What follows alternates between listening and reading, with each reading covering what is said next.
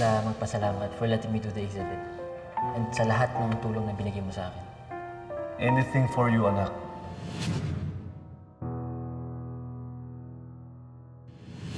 Salamat, anak, ha? At pinagtanggol mo ako.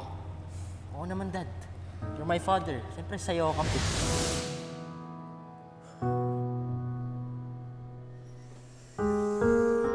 Harry.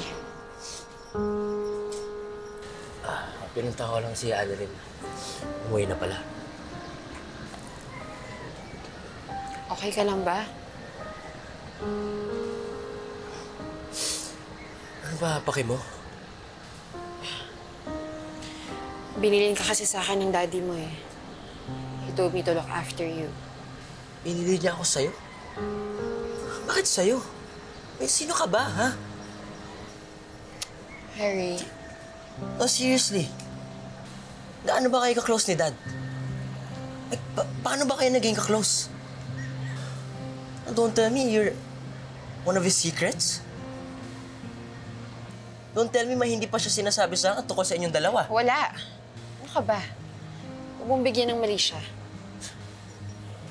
Alam mo naman na siya yung nakakausap ko nung galit sa akin yung family ko eh. He was there for me when I needed a father figure. Kaya humingi siya ng pabor sa akin. Alam mo, Zoe, hindi kita kailangan. At imbis na ako ang inaatupag mo, why don't you just look after yourself? Alam mo, may pamilya ka nga, pero para ka pa rin mag-isa.